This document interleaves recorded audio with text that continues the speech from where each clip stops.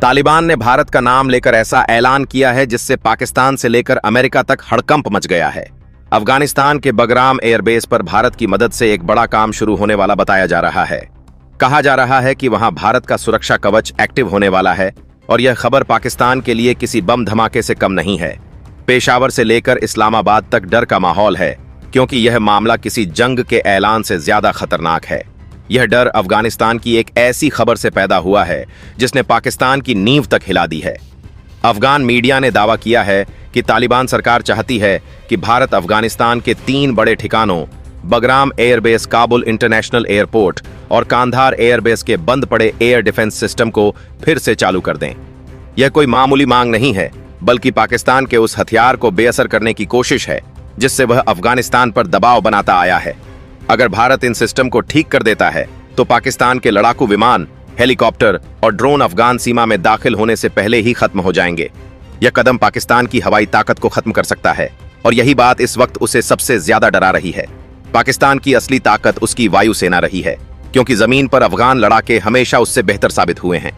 लेकिन अगर अफगानिस्तान के पास ऐसा सुरक्षा कवच आ गया जो पाकिस्तान के किसी भी विमान को उसकी सीमा में घुसने से पहले ही रोकते, तो पाकिस्तान का डरना लाजमी है। इस एक चाल से अफगानिस्तान की ताकत कई गुना बढ़ जाएगी और ड्यूरेंट लाइन पर सालों से चल रहे विवाद में पाकिस्तान की स्थिति कमजोर हो जाएगी। अब सवाल यह उठता है कि आखिर यह एयर डिफेंस सिस्टम आए कहां से और इन्हें ठीक करने की जिम्मेदारी भारत ही क्यों ले सकता है। बगराम एयरबेस कभी अमेरिका की ताकत का सबसे बड़ा प्रतीक था, लेकिन जब अमेरिकी और नाटो सेनाएं वहां से भागीं तो अरबों डॉलर के हथियार और उपकरण पीछे छोड़ गई। इन्हीं में शामिल हैं वो एयर डिफेंस और रडार सिस्टम जो अब धूल खा रहे हैं। इसके अलावा सोवियत जमाने के पुराने सिस्टम भी वहीं पड़े हैं। इन्हें तालिबान चला नहीं सका, लेकिन अगर कोई देश इन्हें दोबारा जगा सकता है तो वह भारत है, क्योंकि भारत के पास रूसी और अमेरिकी दोनों तकनीकों को समझने और इस्तेमाल करने का दशकों का अनुभव है। भारत आज S-400 जैसे आधुनिक रूसी सिस्टम चलाता है और साथ ही अमेरिका और इजराइल के साथ मिलकर नई तकनीकें भी बना रहा है। भारत का अपना आकाश डिफेंस सिस्टम दुनिया में अपनी पहचान बना चुका है। यही वजह है कि भारत के इंजीनियर इन पुराने सिस्टम को न सिर्फ सही कर सकते हैं, बल्कि उन्हें नए जमाने के हिसाब से अपग्रेड भी कर सकते हैं। अफगानिस्तान जानता है कि अगर कोई देश बिना स्वार्थ के उसकी मदद कर सकता है तो वह भारत है। इसी वजह से अब पूरा पाकिस्तान और उसके साथी देशों में खौफ फैल गया है। अब यह समझिए कि इस खबर से सबसे ज्यादा बेचैनी किसे हो रही है। सबसे पहले बात करते हैं चीन की, जो पाकिस्तान का सबसे बड़ा दोस्त और निवेशक है। चीन ने पाकिस्तान में अरबों डॉलर लगाकर CPEC प्रोजेक्ट बनाया है जो उसका सपना है। लेकिन अगर भारत अफगानिस्तान में असरदार बन गया तो चीन का यह सपना टूट सकता है, क्योंकि एक मजबूत और भारत समर्थक अफगानिस्तान चीन के लिए बहुत बड़ा खतरा बन जाएगा। चीन जानता है कि अगर अफगानिस्तान में भारत की पकड़ मजबूत हुई तो पाकिस्तान अस्थिर होगा और उसकी सारी योजनाएं धरी की धरी रह जाएंगी। दूसरी तरफ अमेरिका की बेचैनी और भी अलग है। अमेरिका ने अफगानिस्तान से बुरी तरह हारकर वापसी की थी। बगराम एयरबेस, जो कभी उसकी ताकत का प्रतीक था, अब अगर भारत के हाथों में जाता है तो यह अमेरिका के लिए बड़ा झटका होगा। अमेरिका नहीं चाहेगा कि भारत इस इलाके में नया प्रभावशाली खिलाड़ी बने, क्योंकि इससे उसका प्रभाव खत्म हो सकता है। वह एक तरफ भारत को दोस्त कहता है ताकि चीन को रोका जा सके, लेकिन दूसरी तरफ वो यह भी नहीं चाहता कि भारत इतना शक्तिशाली हो जाए कि अमेरिकी नीतियों को चुनौती दे सके। इसलिए अमेरिका भी इस पूरे घटनाक्रम पर पैनी नजर रखे हुए हैं। यह पूरा मामला एक भू राजनीतिक शतरंज की तरह है जिसमें हर देश अपनी चाल चल रहा है।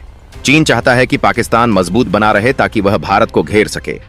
अमेरिका चाहता है कि भारत और पाकिस्तान दोनों उसके नियंत्रण में रहे, लेकिन भारत अब ऐसी स्थिति में है कि वह खुद अपने फैसले ले रहा है और दूसरों के दबाव में आने से इनकार कर रहा है।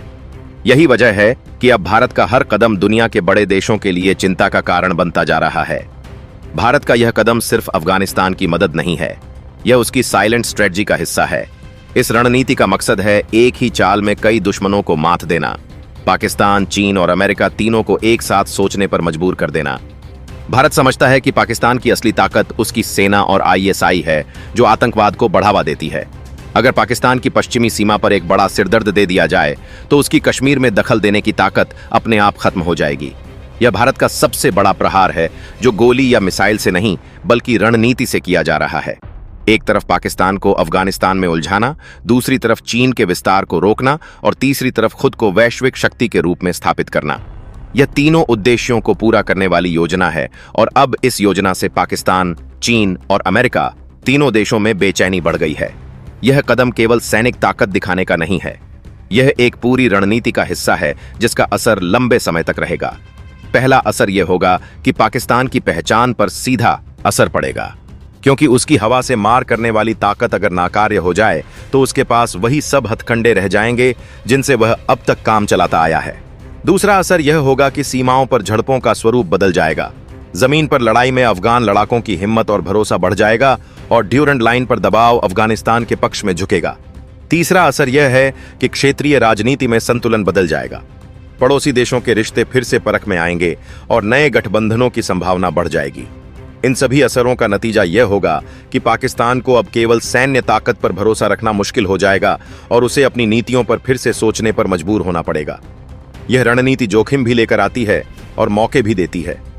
भारत के लिए यह सोचना जरूरी होगा कि मदद करने के बाद अफगानिस्तान को स्थिर कैसे रखा जाए। अगर तकनीक दी भी गई और सिस्टम चल भी गए तो उसको संभालने के लिए अफगान पक्ष को शिक्षा, रखरखाव और लॉजिस्टिक सपोर्ट की जरूरत होगी, वरना वह सिस्टम फिर से निष्क्रिय हो सकते हैं। यहां पर सॉफ्ट पावर की भूमिका मजबूत करनी होगी ताकि अफगान समाज में सकारात्मक बदलाव आए और बाहरी हस्तक्षेप की शक्ल में यह कदम गलत तरीके से ना लिया जाए। इसके अलावा इस सहयोग के राजनीतिक पहलू भी संभालने होंगे ताकि चीन और अमेरिका के साथ टकराव को संतुलित किया जा सके और कोई अनचाही लड़ाई की स्थिति पैदा ना हो।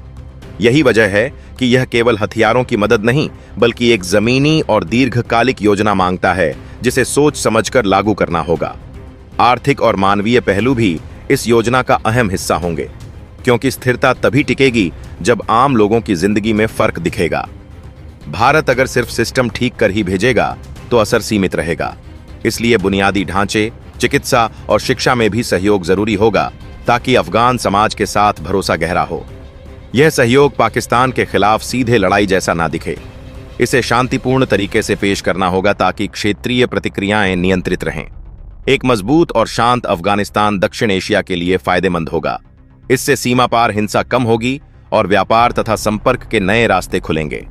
इस तरह से दी जाने वाली मदद सिर्फ सैन्य लाभ नहीं बल्कि दीर्घकालिक स्थिरता और विकास का जरिया भी बन सकती है। अंत में यह कहना सही होगा कि यह कदम निश्चित रूप से साहसिक है और इसके राजनीतिक, सैन्य और मानवीय परिणाम गहरे और दूरगामी हो सकते हैं।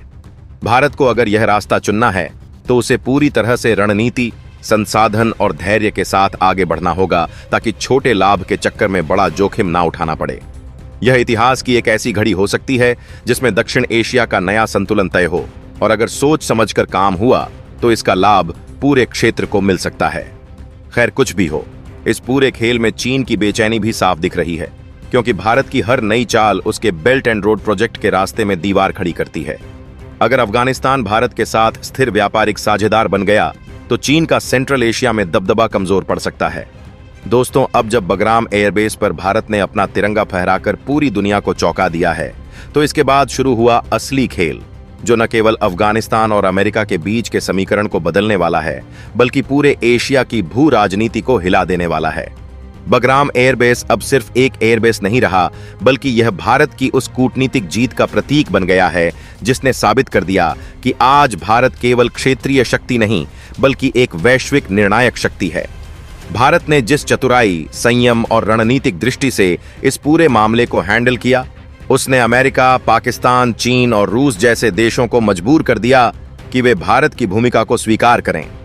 दरअसल बगराम एयरबेस के भारत के हाथ में आने का मतलब है कि भारत अब मध्य एशिया के दरवाजे तक पहुंच गया है और हिंद महासागर से लेकर हिमालय की ऊंचाइयों तक उसकी रणनीतिक पकड़ मजबूत हो चुकी है। जब भारत ने अफगानिस्तान की मदद के नाम पर वहां मानवीय सहायता भेजी थी, तब बहुत से विश्लेषक यह नहीं समझ पाए थे कि यह सिर्फ अनाज की खेप नहीं बल्कि एक बड़े भू राजनीतिक खेल की शुरुआत थी।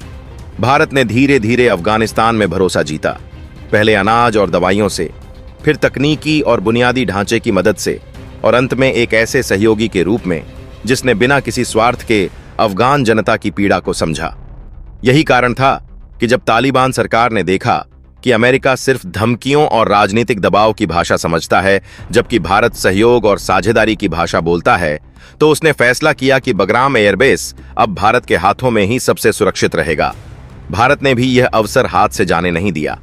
भारतीय वायुसेना के विशेषज्ञों ने बगराम पहुंचकर 48 घंटे में वह कर दिखाया जो अमेरिका वर्षों की उपस्थिति में नहीं कर पाया था।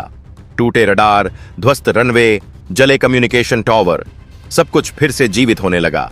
Indian engineering corps, DRDO, BEL और HAL की टीमें वहां पहुंची और बगराम को एक नए युग के एयरबेस में बदलने का काम शुरू हुआ। भारत ने इसे ऑपरेशन वज्रपथ नाम दिया। इस ऑपरेशन के तहत बगराम एयरबेस को न केवल पुनर्निर्मित किया जा रहा है, बल्कि इसे भारत अफगान सामरिक सहयोग का प्रतीक बनाया जा रहा है। यह एयरबेस अब भारतीय और अफगान दोनों एयरफोर्स के संयुक्त नियंत्रण में है, लेकिन उसकी मुख्य कमान भारतीय अधिकारियों के पास है। यह व्यवस्था अफगानिस्तान के अनुरोध पर की गई ताकि कोई बाहरी शक्ति फिर से यहां पैर न जमा सके। अमेरिकी खुफिया एजेंसियों को जब इसकी खबर मिली तो वॉशिंगटन में हड़कंप मच गया। पेंटागन के अधिकारियों ने तत्काल इमरजेंसी मीटिंग बुलाई और भारत से स्पष्टीकरण मांगा, लेकिन भारत ने बड़े ही संयम से जवाब दिया। यह अफगानिस्तान का निर्णय है और भारत केवल उसके अनुरोध का सम्मान कर रहा है। यह वाक्य ही अमेरिका की दशकों पुरानी अफगान नीति के लिए सबसे बड़ा झटका था। अमेरिका समझ गया कि अब उसका मध्य एशिया में प्रभाव खत्म हो चुका है और भारत उस खाली स्थान को भर रहा है। दूसरी ओर पाकिस्तान के लिए यह किसी भूचाल से कम नहीं था। इस्लामाबाद में जैसे ही यह खबर पहुंची कि बगराम पर भारत ने अपना तिरंगा फहराया है, पाकिस्तानी सेना के मुख्यालय में आपातकालीन बैठक बुलाई गई। ISI के प्रमुख ने सीधे चीन और अमेरिका से संपर्क साधा, लेकिन दोनों ही देशों ने इस बार खुलकर पाकिस्तान का साथ देने से इनकार कर दिया। चीन के लिए भारत से टकराना इस समय जोखिम भरा था, क्योंकि लद्दाख सीमा पर भारत की स्थिति अब पहले से कहीं अधिक मजबूत हो चुकी थी और चीन की अर्थव्यवस्था पहले से ही धीमी पड़ रही थी। ऐसे में पाकिस्तान अकेला पड़ गया। भारत ने बगराम से केवल सैन्य रणनीति नहीं, बल्कि एक आर्थिक और मानवीय रणनीति भी शुरू की। उसने इंडो अफगान डेवलपमेंट कॉरिडोर की घोषणा की, जिसके तहत भारत अफगानिस्तान में 5 प्रमुख शहरों को रेल नेटवर्क और सड़क मार्ग से जोड़ने जा रहा है।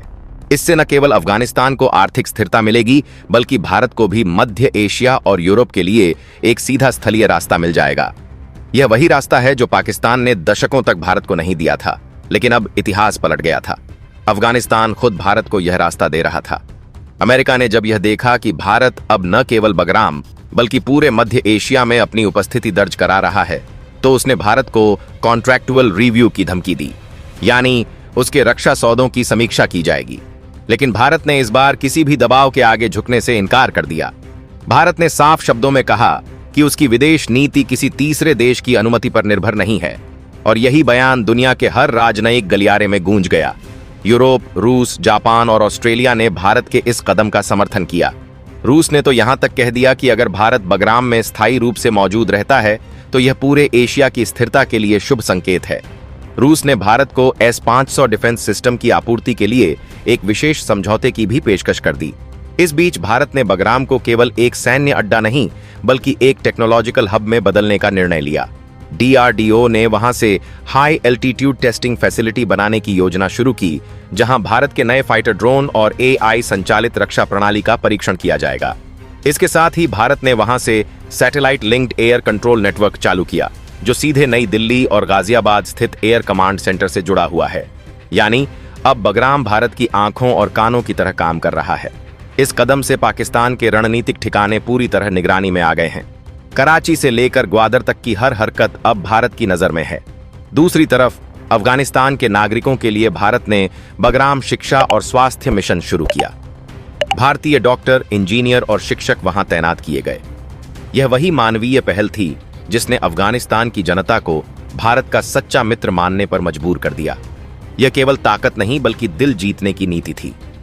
अब अफगानिस्तान के टीवी चैनलों पर भारत की उपलब्धियों की चर्चा होती है और वहां के युवा भारतीय विश्वविद्यालयों में पढ़ने के लिए उत्सुक हैं। इस सब के बीच पाकिस्तान की अर्थव्यवस्था चरमरा गई।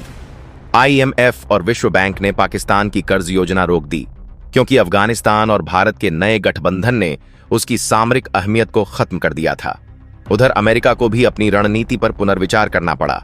उसने महसूस किया कि भारत के बिना एशिया में स्थिरता संभव नहीं। अब वही अमेरिका जो भारत को धमकियां दे रहा था, उसने भारत से संवाद की पेशकश की, लेकिन भारत ने स्पष्ट कर दिया कि वह समानता के आधार पर बात करेगा, अधीनता के नहीं। अब नई दिल्ली में बैठा हर निर्णय वैश्विक असर डालने लगा। बगराम एयरबेस भारत के लिए वह केंद्र बन गया जहां से नई विश्व राजनीति का सूत्रपात हो रहा था। अफगानिस्तान ने भारत को अपना रणनीतिक भाई कहा और यह घोषणा की कि भारत और अफगानिस्तान मिलकर आतंकवाद के खिलाफ एक संयुक्त अभियान शुरू करेंगे। यह घोषणा पाकिस्तान के लिए किसी अंतिम चेतावनी से कम नहीं थी और यही वह पल था जब भारत ने विश्व को संदेश दिया, हम युद्ध नहीं चाहते, लेकिन अगर शांति के रास्ते में कोई बाधा बनेगा तो भारत उसे इतिहास का हिस्सा बना देगा। इस पूरे घटनाक्रम ने साबित कर दिया कि भारत की कूटनीति अब प्रतिक्रियात्मक नहीं बल्कि निर्णायक बन चुकी है। बगराम एयरबेस पर तिरंगे का लहराना सिर्फ एक प्रतीक नहीं था, बल्कि यह उस भारत का ऐलान था जो अपने भविष्य की दिशा खुद तय करता है और जो अब दूसरों के बनाए नियमों पर नहीं बल्कि अपने सिद्धांतों पर चलता है। दुनिया ने एक बार फिर देख लिया कि जब भारत रणनीति बनाता है तो उसका असर सिर्फ सीमाओं तक सीमित नहीं रहता, बल्कि वह पूरी व्यवस्था को हिला देता है। और यही नया भारत है, दृढ़, आत्मविश्वासी और विश्व मंच पर नेतृत्व करने को तैयार। जब भारत और अफगानिस्तान के संबंधों की कहानी अपने निर्णायक मोड़ पर पहुंच रही थी, तब तीसरे चरण की शुरुआत हुई जो न केवल दक्षिण एशिया बल्कि पूरे मध्य एशिया की राजनीतिक और सामरिक दिशा को बदल देने वाला था। क्योंकि यह वह दौर था जब भारत ने केवल रणनीतिक रूप से नहीं बल्कि तकनीकी, मानवीय और आर्थिक दृष्टि से भी अफगानिस्तान में अपनी गहरी जड़ें स्थापित करनी शुरू की। भारत ने महसूस किया कि अफगानिस्तान में स्थिरता तभी आएगी जब वहां के लोगों को सुरक्षा, शिक्षा और रोजगार के अवसर मिलेंगे, और इसी सोच के साथ भारत ने ऑपरेशन मित्रता का आरंभ किया। इस अभियान के तहत भारत ने काबुल से लेकर कंधार तक न केवल सड़कों और 5 पुलों का निर्माण किया बल्कि स्वास्थ्य और शिक्षा की दिशा में भी ऐसी क्रांति लाई जिसने वर्षों से जर्जर पड़े अफगान समाज को नई ऊर्जा दी। भारतीय इंजीनियरों और डॉक्टरों ने अपनी जान की परवाह किए बिना ऐसे क्षेत्रों में काम किया जहां पहले कोई विदेशी सहायता पहुंचने से डरता था।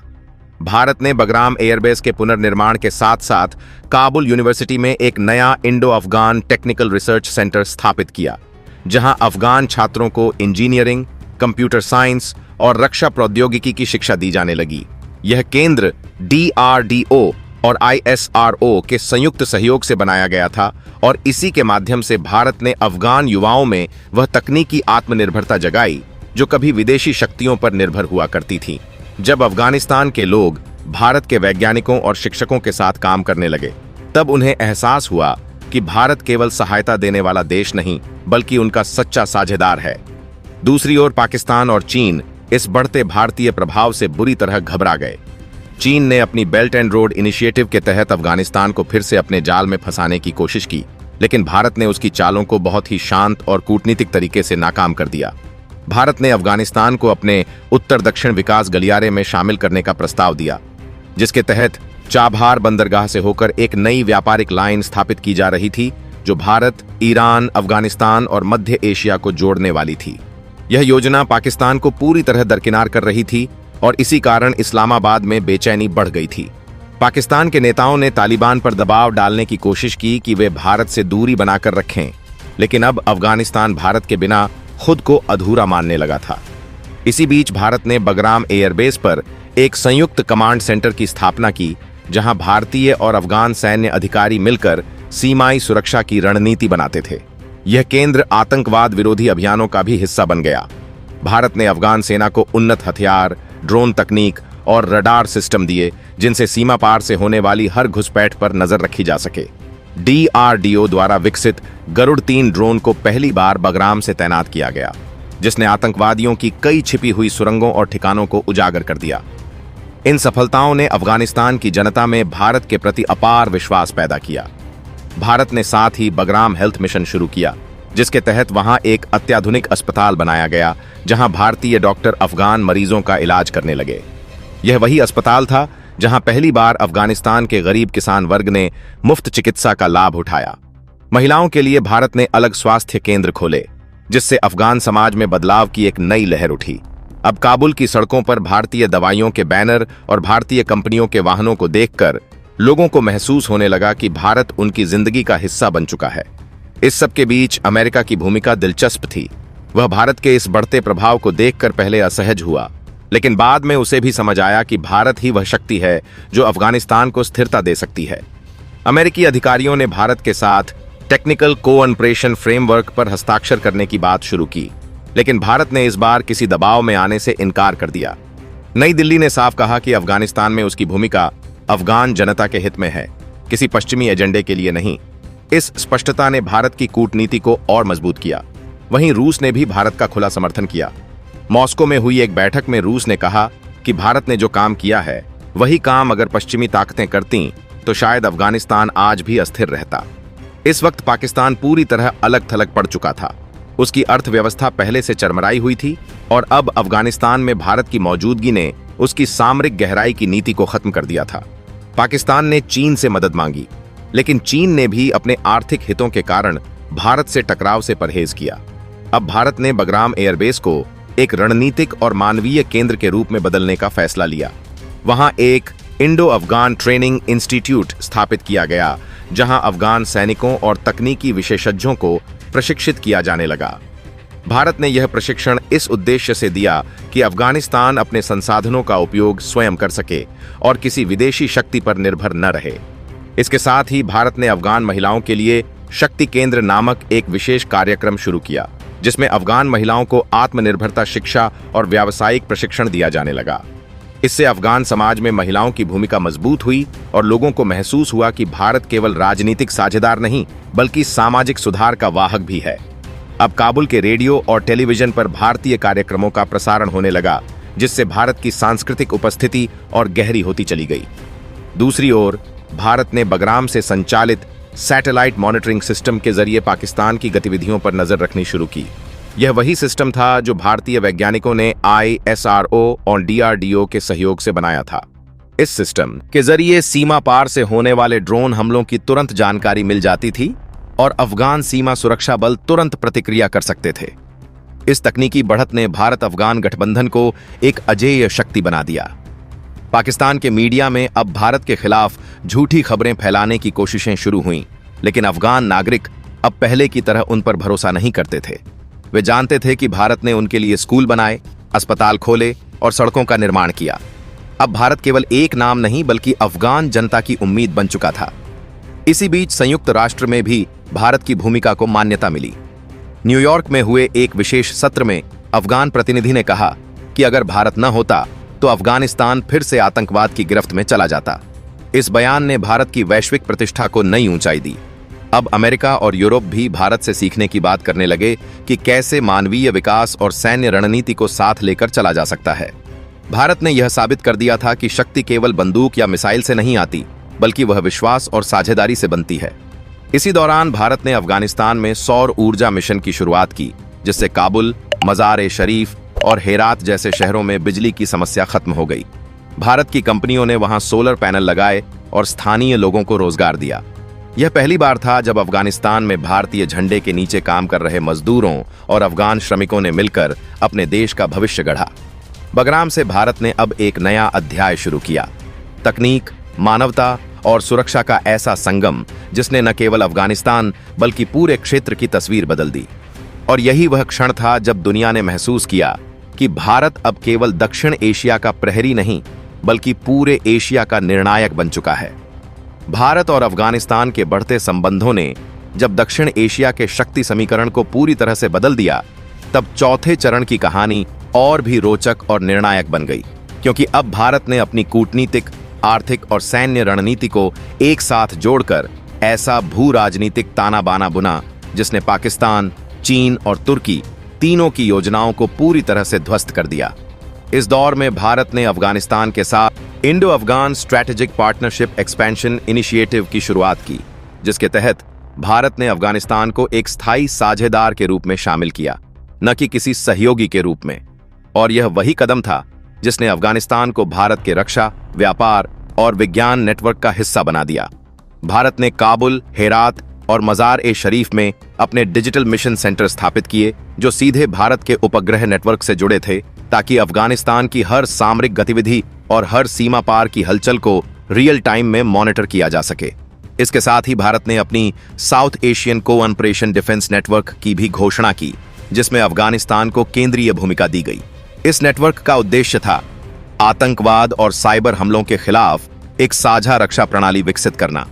भारत के वैज्ञानिकों ने अफगान इंजीनियरों के साथ मिलकर सूर्या इंटरसेप्टर रडार तैयार किया, जो पाकिस्तान के अंदर 600 किलोमीटर तक की किसी भी गतिविधि को पकड़ सकता था। इस तकनीक ने पाकिस्तान की नींदें उड़ा दीं। इस्लामाबाद में बैठी सैन्य नेतृत्व को यह समझ ही नहीं आ रहा था कि भारत कैसे इतनी तेजी से अफगानिस्तान के अंदर अपना प्रभाव बढ़ा रहा है।